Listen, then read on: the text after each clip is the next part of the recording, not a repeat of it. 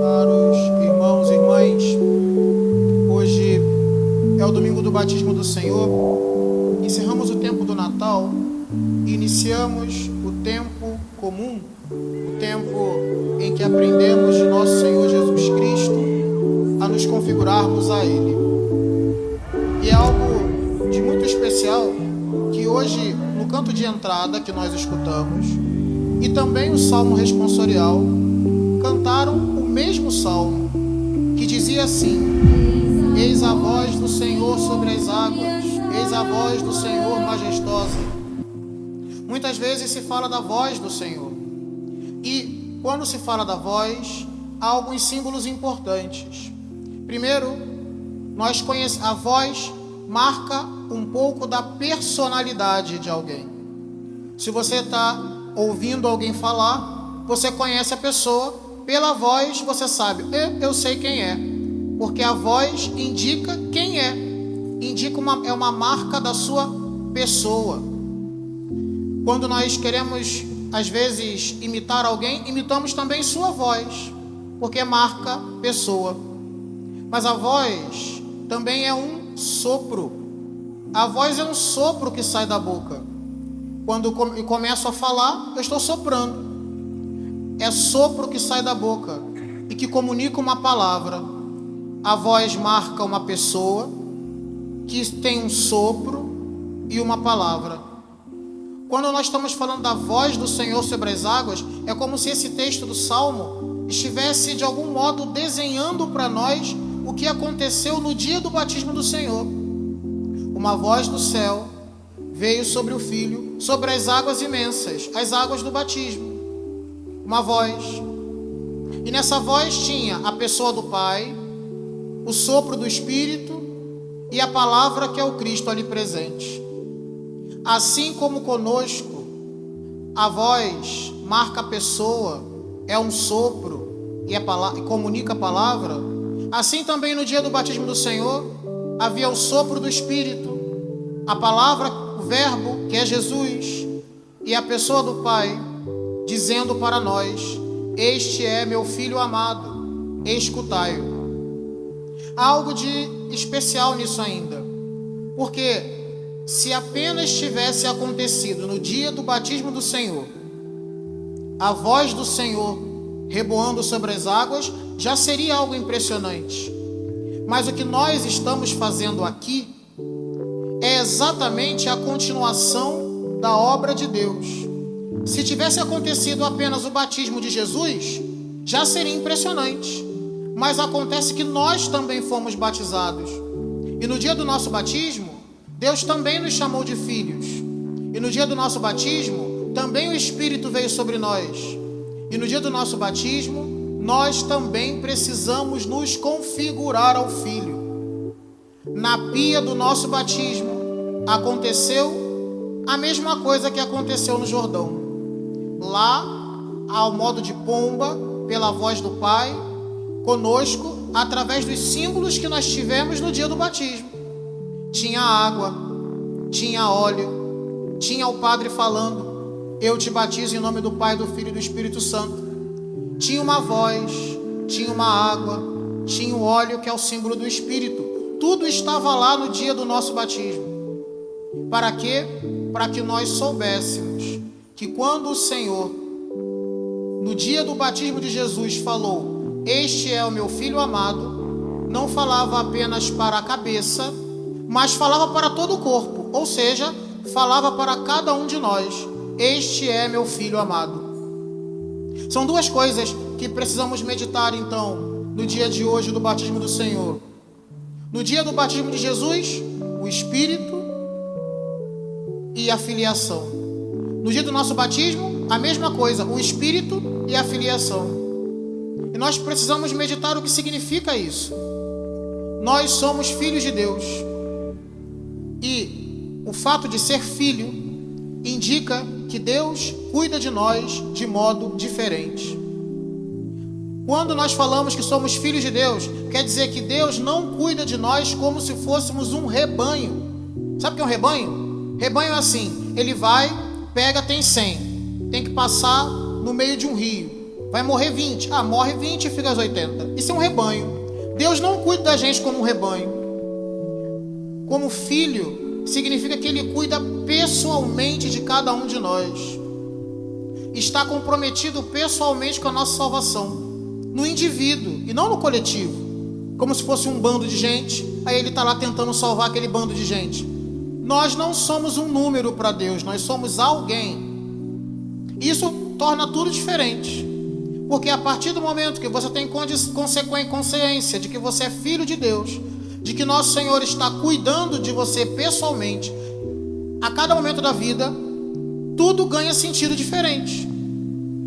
Porque nós poderíamos às vezes pensar que a vida humana é uma espécie de uma máquina que vai funcionando e que toda hora tem alguém querendo fazer o mal para nós.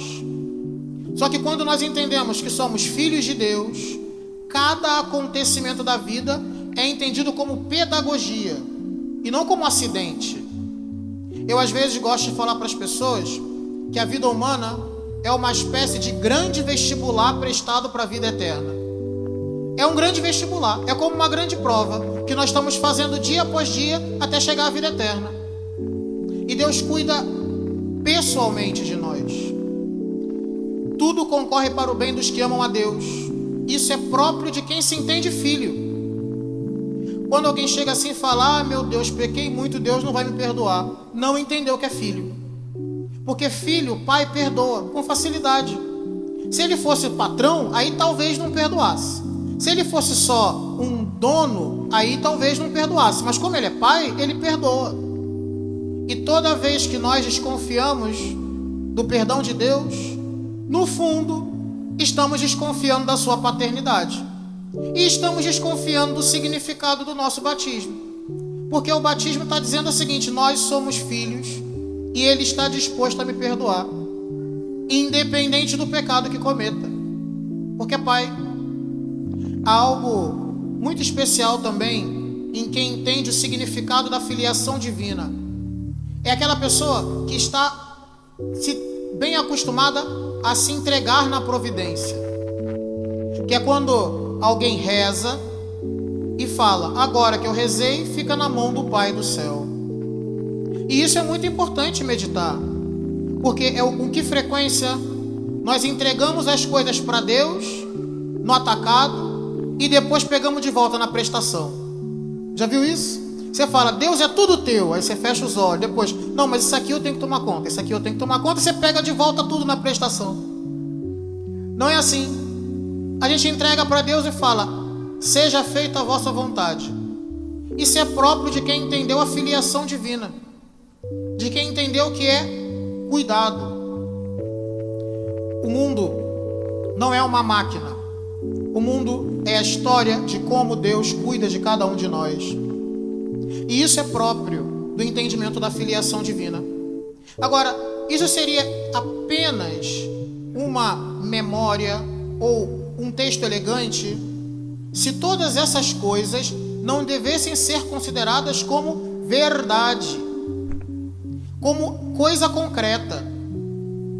Quando, na segunda leitura de hoje, São Pedro falava assim: vós sabeis o que aconteceu em toda a Judéia, a começar pela Galiléia, depois do batismo pregado por João, como Jesus de Nazaré foi ungido por Deus, com o Espírito Santo e com o poder de Deus. O que São Pedro está falando? Vocês sabem que o que eu estou falando é histórico. É como se ele falasse assim: ó, vocês sabem que o que eu estou falando aconteceu, e que Jesus esteve nessa terra, e de que ele ensinou aos apóstolos, que pediu para que eles batizassem. Vocês sabem que essa pessoa é real, e que quando você está rezando, do outro lado da sua oração tem alguém. Não é uma força cósmica, é alguém. Não é um poder miraculoso, é alguém. Não é uma máquina de fazer milagre, é alguém. E quando a pessoa entende que do outro lado da sua oração tem uma pessoa, não uma coisa, uma pessoa, faz toda a diferença. Quando nós estamos rezando e sabemos que do outro lado tem Jesus de Nazaré, pessoa concreta, faz diferença. E do mesmo modo como a presença física de Jesus nesse mundo é concreta, a sua presença na Eucaristia é concreta e a presença do Espírito Santo dentro da nossa alma também é concreta. A pessoa fala: padre, mas eu não vejo. Tem um monte de coisa que você não vê e que é real e que é concreta. A sua vida você não vê, ela é real e é concreta. A sua alma você não vê, mas quando ela sai do corpo faz toda a diferença. A pessoa morreu. Não é porque uma coisa é invisível que não é real. Não é porque uma coisa não tenha algo material que ela deixou de ser real. No casamento há uma união de almas entre um casal. Não é físico, mas é real. E tudo isso acontece com relação a Deus. Existe um espírito dentro da nossa alma. É isso que estamos falando. Estamos dizendo que essas coisas são concretas, que o cuidado divino é real e que o espírito também é real. E o simples fato de você saber que o espírito que está dentro de você, pela graça de Deus, está presente em todas as pessoas católicas do mundo inteiro, isso já deveria ser uma coisa impressionante. Quem está acostumado a fazer algumas viagens e às vezes passa um tempo fora, sabe que às vezes nós chegamos num local e não entendemos nada do que está acontecendo lá. Mas você encontra um altar, uma cruz, um padre celebrando e você fala: estou em casa. Por que está em casa? Porque onde quer que você vá no mundo, se você é batizado, ali está a sua família católica. Você sempre está em casa onde tem um altar, uma cruz e um padre celebrando. Porque o Espírito Santo que está dentro de você está dentro daquele católico lá do outro lado do mundo. Porque, como diz o texto da segunda leitura de hoje, Deus não faz distinção entre as pessoas. O Espírito, nós que recebemos o Espírito da pia batismal, Deus não escolhe que o Espírito possa aparecer numa classe social específica ou em um grupo específico de pessoas. Todos nós nascemos da mesma pia batismal, somos filhos da mesma Santa Mãe Igreja Católica, espalhado no mundo inteiro. E isso é lindo. E o que é impressionante é que às vezes nós esquecemos o significado disso. E aí o nosso batismo, quando não, vira uma foto, uma lembrança antiga, e o dia que eu nem sei nem quando foi. Mas na verdade, foi através dele que nós ganhamos a cidadania do céu. Nós seremos vizinhos de Santa Teresinha porque nós fomos batizados.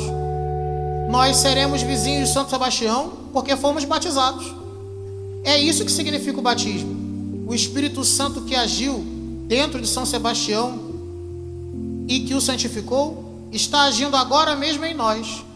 E o que nós esperamos? Que nos santifique também. Há algo de muito especial quando nós falamos que existe um Espírito Santo dentro de nós, agindo em nós. E talvez isso possa parecer um pouco abstrato. Quais são os efeitos do Espírito Santo em nós? Há alguns efeitos. E um dos principais efeitos do Espírito Santo dentro de nós são as chamadas virtudes infusas.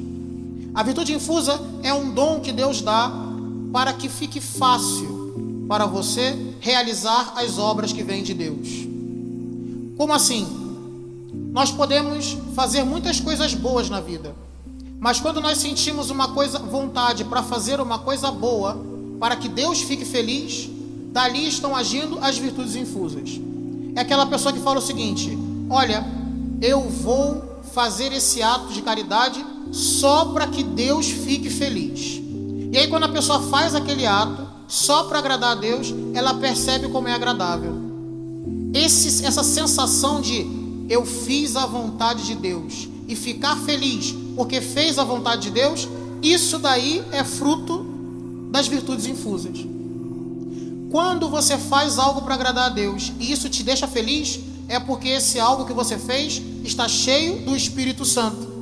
Essa é a marca do Espírito Santo nos nossos atos. Fiz um ato de caridade para uma pessoa e a partir dali fiquei feliz. Foi o Espírito que te ajudou. Isso é efeito do seu batismo. Se alegrar por fazer a vontade de Deus. Se alegrar porque Deus ficou alegre. E a verdade é que quando nós olhamos na primeira leitura, nós temos algumas características daquele que é o servo de Deus, daquele que recebeu esse dom.